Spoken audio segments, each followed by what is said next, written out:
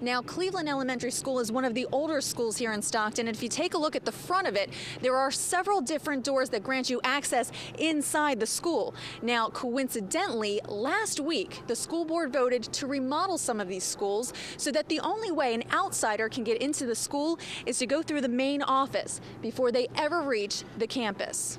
Well, we got here so early, the gates don't open until 7 o'clock, so we don't have any cars out here just yet. So we're going to kind of simulate for you what it's going to look like. I've always wanted to do this ever since I saw the movie Grease. Okay, so this is the starting line, and on your mark, get set, go, and they're off. Well, our two lucky airmen are on their way to meet with Kid Rock. At the very last minute, though, Kid Rock's management says he doesn't want any media coverage at this event, saying he'd rather keep it a private matter.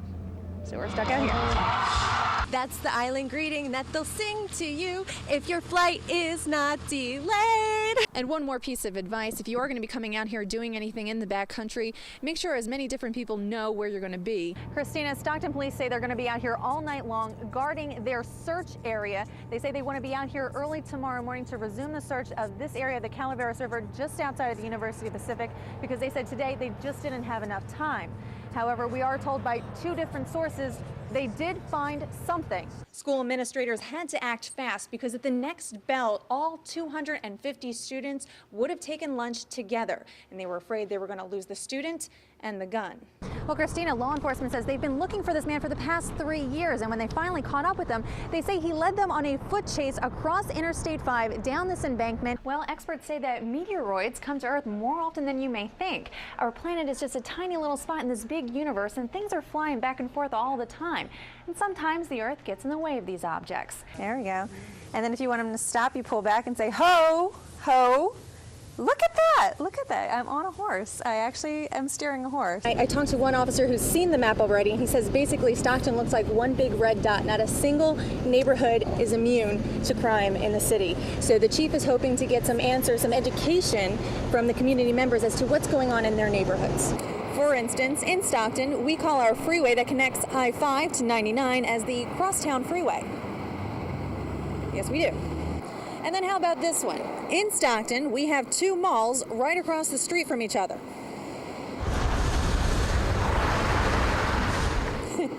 Fact, but they do have different stores. School officials say the parent who attacked the principal here at Fillmore Elementary School walked onto campus without ever being detected. And school monitors say if they were working, that incident may never have happened. Stockton's older gang members say the city really needs to address meth addiction, particularly amongst the younger generation of gang members who they say are heavily armed and high on meth.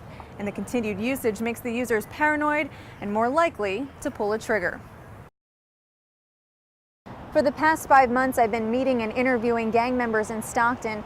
Finding them was not difficult, and even more surprisingly, getting them to talk on camera was very easy. They say they granted me this unprecedented access because they wanted to do something right, and this is an opportunity for all of us to really understand what's going on in Stockton. You're strapped where the gangsters at. Nigga wave your red if you bangin' that. Nigga walk and stack, nigga bring it back. Yeah, if you bangin' that. It's a level of violence that rivals crimes in cities like Compton and Oakland, except this isn't a major metropolitan city. The Stockton Police Department says it's had days where police literally hop from one shooting scene to the next. At least 1/3 of this year's killings are gang-related. What you're watching is an afternoon shootout in late March. Caught on tape are two rival gangs, young men in their late teens and early 20s, who crossed paths at a South Stockton grocery store. The only person killed in the gunfire was an innocent bystander. Stockton gang members themselves tell News 10 that in this city, the young people have guns and feel no remorse. I mean, that's kind of the honor of it. Yeah? Yeah, I'm a killer. I murdered someone, shot someone. People don't want to mess with me because of what they've heard that I've done and what they know that I've done. If you earn that name of someone you don't want to mess with, it's going to take, some struggles.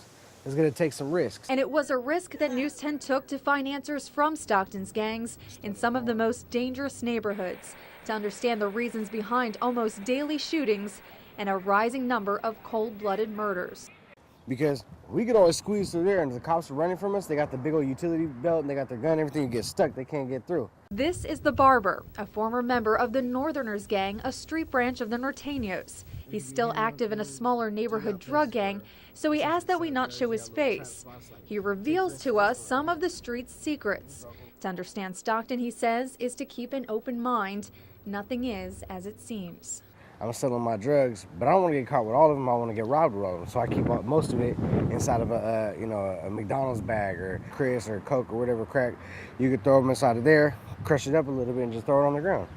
Who's going to think to look in trash cans and trash bags?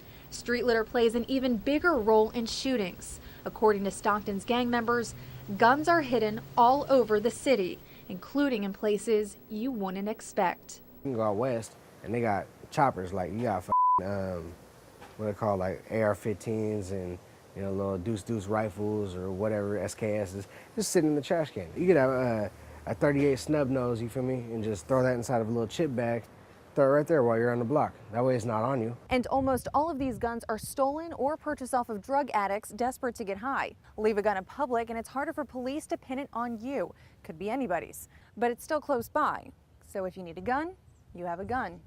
The transportation of guns is just as easy, especially when multiple gangs join forces and share resources. We used to always sneak guns in the state fair because, like, there's a heck of bloods out there and it's not that many Crips. So usually when all the Crips meet up, when we go to the fair, we used to always meet up with all the other sets, so just to be deeper than the bloods. Rapper C-Lim is an affiliated Crip from Stockton. We at the chop right now. Now living in Ventura, C-Lim no longer commits crimes for the Crips, but uses the Crips to market his music and merchandise. In fact, his former partner, John Castro, aka Little Danger, is awaiting trial for murder. C-Lim says gang membership was unavoidable for him growing up in Stockton.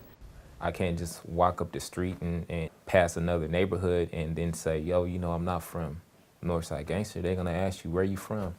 Oh, I live on townhomes. Oh, you a Northside Gangster Crip then. So, and if you say you're not, then they still might want to get at you. News 10 traveled back to Stockton with C-Lim, back to his old neighborhood, to try to understand why he traded in his childhood to deal drugs for the Crips. My money ain't Flacco Slim. Feel like Birdie from a butter rim. I'm a hustle. My mom couldn't afford to feed us and really, so I had to put food on the table at like 12 years old, 11 years old. I had to sell crack and you feel what I'm saying? And you might even be surprised to hear that C-Lim supports the current Stockton police force, but says the neighborhood holds a long distrust of police because of what he claims to have witnessed back in the 1980s to mid-90s. The homies would be out here selling dope, you know what I'm saying, trying to make some money. Police will hop up out on us like they gang members, make us turn around, search the niggas up, and they would take our money. They would take the cash that we make. I used to watch this all the time. Take the cash that we made and give us the crack back. The Stockton Police Department denies any knowledge of officers shaking down drug dealers. But two law enforcement sources confirmed to News 10 that they've heard similar stories from veteran Stockton officers. Drug territory and easy access to guns help contribute to the violence, but gang members say the feuds are no longer confined to rival gangs. Crips is killing Crips, homies is killing homies. People done moved out here from the Bay Area, killing Crips, Crips killing them. People done moved out here from when Katrina happened, all the way they migrated out here, and setting up dope shops and getting into feuds and shit. So the hood ain't the same. And for so many gang members, the days of settling disputes with a simple fist fight have faded. Stockton right now, it's very crazy. I'm even kind of scared standing right here talking. When I leave from here, I'm gonna ride a bike. God knows if I'm gonna get shot hitting the corner. One of the most shocking answers gangs provided in this interview is why they're so quick to pull a trigger than to throw a punch. Don't nobody want to get beat up. It's not fun walking around with a black eye, and even if you win the fight, usually you're all sore the next day, so people just want to end it quick. If you got guns, it's easier, it's faster, it's quicker. It's that mindset that makes you wonder how Stockton can overcome the war on its streets when so many see killing as the solution. Now, at times in this story, the gang members say they realize that they come off as either boastful or proud of the gang lifestyle, and they say that's just because they've been gang members for most of their lives. And they say that leaving all of that behind is not as easy as talking about it. In Stockton, Lee Paynter, News 10. For a second time, adult protesters were writing in chalk on city property, and for a second time, City Hall ended up calling the police, and 3 officers ended up showing up. There was a lieutenant, a sergeant, and an officer. They educated them on the different municipal code violations and laws that they're violating. But for a city in crisis with a record murder rate, should it really take 3 cops to address a handful of protesters with chalk? The city says the Occupy Stockton protesters are blocking access to City Hall, which is a misdemeanor, so it got a police response. How long did it take would be my first question. Weston Ranch homeowner James Fieri may be laughing, but he's not too happy. The house he shares with his sister was burglarized last week, and it took some arm twisting to get the police to come out. And they told me that I had to fill out a report online. And that, I think I said something to the effect, are you kidding me? Are you serious? Because his laptops were stolen, as well as 2 flat-screen TVs, a Jeep, and some weapons. And then I said, well, does a stolen shotgun and a stolen vehicle change the plan? It did, but it still took 2 hours for police to show up. On Monday, Fieri tried to get a copy of the police report, but it was never submitted. Her Jeep went through at least 3 days and not been reported stolen. Police say their officers are spread thin, and the supervisors who came out at City Hall handle community service, so they wouldn't have been on patrol calls anyway. In Stockton, Lee Paynter, News 10. These hunks you can only find in Mountain Ranch, a picturesque rural town so small it needed some extra help in getting funds to maintain the town hall. We're probably best known because we have nothing. We have no motels, no ski resorts, no lakes.